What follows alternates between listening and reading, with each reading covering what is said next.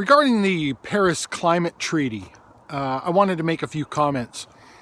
It's often been said that governments tend to achieve the opposite of their stated objectives, and I don't know if that's going to be the case here, but I think the whole thing is a bit of a con, and I'll lay out the reasons why. Regardless of your viewpoint or your position on anthropogenic climate change and the impact that man has on specifically global warming, I think that the Paris Climate Treaty is not a climate treaty. It's actually just a tax treaty. And it's going to have more economic impact than it does climate impact.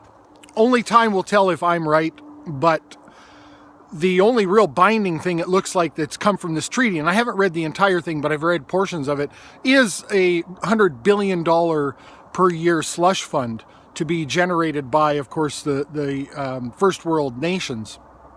And of course, that's going to have to be implemented through taxation. That's the only way to do it. And so it's a tax treaty. And I wonder where they think that the $100 billion is going to come from. You know, I think that by people's actions, you can actually determine whether or not they really mean what they say, right? Words are cheap. The Paris Climate Treaty is a bunch of words.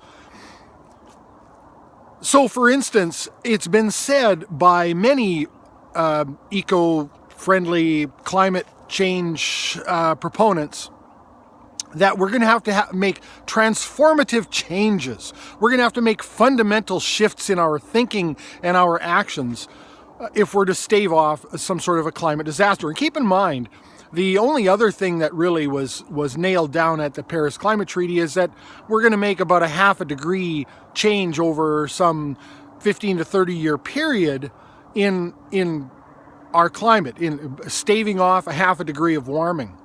And that'll be interesting to see how that happens, because there's no way you could say if after that period of time whether or not you were really successful. But of course, if the planet does sort of maintain that, then there's going to be a lot of celebratory champagne to go around, I think. And I think that would be dishonest, because we can't really know.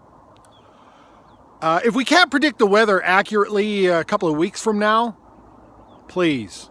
Now, I'd seen it reported recently that David Suzuki had said at one point in time that he was going to stop traveling to all these different rallies and climate conferences and things like that. Now, he's denied that since, and I don't know what the truth is there, but that would represent transformative change. For instance, at this recent Paris Climate Treaty, we got thousands of delegates from all different countries going there, a lot of whom are not affiliated with government agency or industry agency. And you have to wonder why so many people are needed to go all the way there and have a massive carbon footprint to tell everyone else that they need to fundamentally transform the way in which they do things and to have a shift in their consciousness. In the age of teleconferencing and Google Hangouts and that sort of thing, why is it that the proponents of drastic change are not willing to make drastic change themselves? Why Paris? Why does everybody have to go, right? Why is it we're not using technology to have some sort of global conference online that can be live viewed by the entire world? Recently, there was a bit of a rally. Well, there's rallies all the time, of course, about climate change back east. And some reporters were actually doing a little bit of actual reporting, and they were going several streets away from the actual demonstrations to the row of buses, all sitting there idling, waiting to pick everybody back up and take them, presumably, back to the airport, because a lot of these people, including David Suzuki, were flying across the country to join this rally.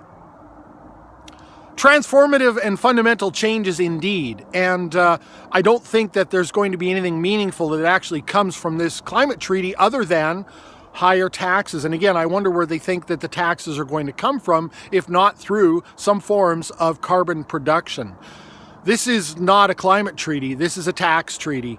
And I think it'll be quite telling, again, if the time elapses and we see a half a degree shift from what the projected numbers were to what actually occurs, if they become all self-congratulatory, because of course I don't think there's any way you can know exactly what the cause of that shift was.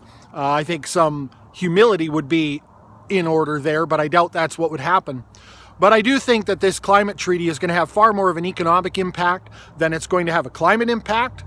And I think that economic impact is likely to hit the lowest income people on the planet the hardest. And so, you know, I've been a little bit pleased to see some people be honest about climate change. I heard recently on the CBC radio here in Canada, they were talking about saving the planet from destruction. Well, that's not really what this is about now, is it? The planet isn't going to get, quote unquote, destructed by man-made global warming. But the honest people are saying, listen, we're talking about a selfish pursuit here. We're talking about making sure that the planet can support us, right? And I prefer that. I prefer the honesty of that position. But if we're talking about climate change treaties and action as a humanitarian endeavor, I think we need to be careful that the cure is not worse than the disease. And I'm sorry, I don't trust politicians all that much. I think limiting the damage that they can do is quite wise. And I just don't see this as anything other than a tax treaty. So it's too cold. I'm going to go back in the shop. Let me know, as always, what you think. Thanks for watching.